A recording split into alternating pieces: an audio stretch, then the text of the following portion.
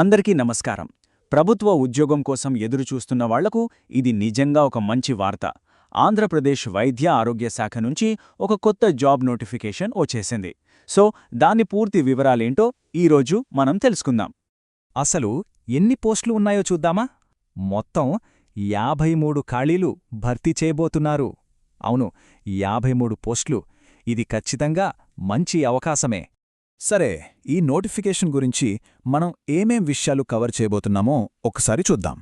ముందుగా ఏ పదవులు ఉన్నాయి, ఎన్ని ఖాళీలున్నాయి, ఆ తర్వాత వీటికి కావలసిన అర్హతలేంటి, అప్లికేషన్ ప్రాసెస్ ఎలా ఉంటుంది, ఇంకా ముఖ్యమైన తేదీలు, ఇతర వివరాలు అన్నీ చూద్దాం.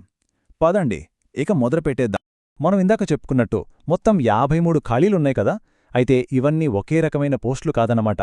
మొత్తం 16 రకాల పోస్టులున్నాయి. వీటిని 2 పద్ధతుల్లో భర్తీ చేస్తున్నారు. ఒకటి కాంట్రాక్ట్ బేసిస్, ఇంకొకటి అవుట్సోర్సింగ్. ఆ వివరాలేంటో ఇప్పుడు చూద్దాం.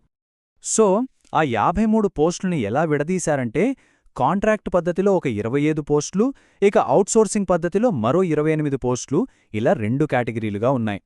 సరే, ముందుగా కాంట్రాక్ట్ ఉద్యోగాల విషయానికి వద్దాం. ఇక్కడ చూస్తే క్లినికల్ సైకాలజిస్ట్, ల్యాబ్ టెక్నీషియన్ లాంటి ప్రొఫెషనల్ రోల్స్తో పాటు జూనియర్ అసిస్టెంట్ పోస్టులు కూడా ఉన్నాయి. అంతేకాదు, వాటికి ఎంత జీతముంటుందో కూడా ఇక్కడ క్లియర్గా మెన్షన్ చేశారు. ఇప్పుడు అవుట్సోర్సింగ్ ఉద్యోగాల వైపు చూద్దాం.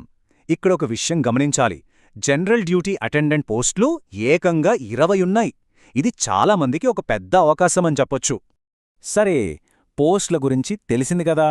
మరి వీటికి ఎవరు అర్హులు, కావాల్సిన క్వాలిఫికేషన్స్ ఏంటి, ఆ వివరాల్లోకి వెళ్దాం.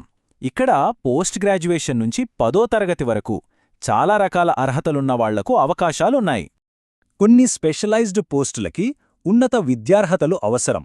ఉదాహరణకి క్లినికల్ సైకాలజిస్టు పోస్టుకు సైకాలజీలో ఎంఏ లేదా ఎంఫిల్ చేసి ఉండాలి.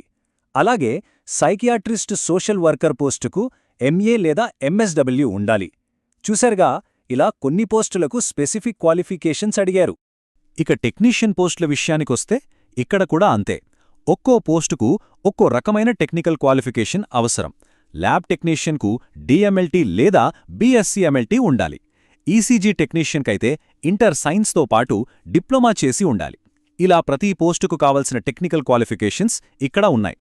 అలాగే అడ్మినిస్ట్రేటివ్ రోల్స్ అంటే junior assistant, data entry operator లాంటి పోస్టులకు ఏదైనా డిగ్రీతో పాటు కంప్యూటర్ నాలెడ్జ్ తప్పనిసరి.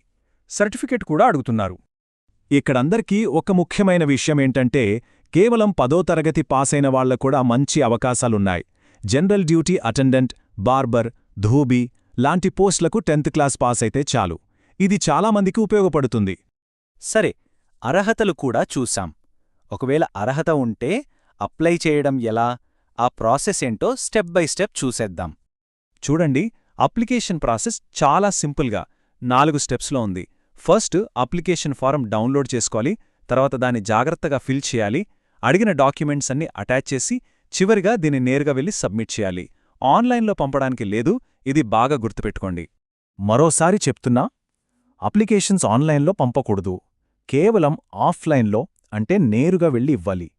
ఎక్కడివ్వాలంటే వైఎస్ఆర్ కడప జిల్లా పుట్లంపల్లిలో ఉన్న ప్రభుత్వ వైద్య కళాశాల ప్రిన్సిపల్ ఆఫీస్లో. ఈ అడ్రస్ చాలా ముఖ్యం.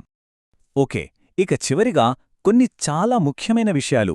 అవేంటంటే ముఖ్యమైన తేదీలు, వయస్సు ఎంత ఉండాలి, అప్లికేషన్ ఫీజెంత, ఈ వివరాలన్నీ చూద్దాం. డెడ్లైన్ అస్సలు మిస్ అవ్వద్దు. ఈ తేదీలు చాలా జాగ్రత్తగా గమనించండి. దరఖాస్తులు జనవరి 5న మొదలయ్యాయి. చివరి తేదీ జనవరి 12. అంటే అప్లై చేయడానికి కేవలం వారం రోజులే టైం ఉంది. సో చాలా ఫాస్ట్గా ఉండాలి. మార్చ్ 21 కల్లా అపాయింట్మెంట్ ఆర్డర్స్ కూడా ఇచ్చేస్తారు.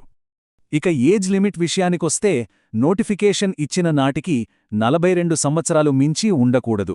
అయితే ఎస్సీ, ఎస్టీ, బీసీ, ఈడబ్ల్యూఎస్ వాళ్లకు 5 ఏళ్లు, మాజీ సైనికులకు 3 ఏళ్లు, దివ్యాంగులకు 10 ఏళ్ల వరకు వయస్సులో సడలింపు ఉంటుంది.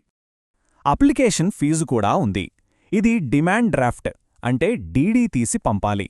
ఓసీ అభ్యర్థులు 300 రూపాయలు, మిగతా రిజర్వ్డ్ కేటగిరీల వాళ్లు 250 రూపాయలు ఫీజు చెల్లించాలి. సెలక్షన్ ప్రాసెస్ ఎలా ఉంటుందంటే, ఇది పూర్తిగా మెరిట్ బేస్డ్. ఎగ్జామ్ లాంటివి ఏమీ లేవు. అకాడమిక్ మార్కులకు 75% వెయిటేజిస్తారు. వర్క్ ఎక్స్పీరియన్స్కి 15%, ఇంకా ఎప్పుడు పాస్ అయ్యారు అనే దాన్ని బట్టి మరో 10%. ఇలా లెక్కిస్తారు. సో ఎకడమిక్ మార్కులు చాలా కీలకమన్నమాట. సో ఒక్కసారి మళ్ళీ గుర్తు చేస్తున్నా, ఈ ఉద్యోగాలన్నీ డైరెక్టరేట్ ఆఫ్ మెడికల్ ఎడ్యుకేషన్ ఆధ్వర్యంలో వైఎస్ఆర్ కడప జిల్లాలోని ఇన్స్టిట్యూట్ ఆఫ్ మెంటల్ హెల్త్లో ఉన్న ఖాళీల కోసం మాత్రమే. ఓకే, ఈ నోటిఫికేషన్కు సంబంధించిన అన్ని ముఖ్యమైన వివరాలిప్పుడు మనం చూశాం. అర్హతలు, పోస్టులు, అప్లికేషన్ ప్రాసెస్, తేదీలు అన్నీ మీ ముందున్నాయి. సో చివరిగా ఒక్కటే ప్రశ్న, ఈ అవకాశం సరిపోతుందా? ఒకవేళ సమాధానం అవును అయితే ఇంకా ఆలస్యం చెయ్యకండి, వెంటనే అప్లై చేసేయండి. గుర్తుంచుకోండి, సమయం చాలా తక్కువ ఉంది.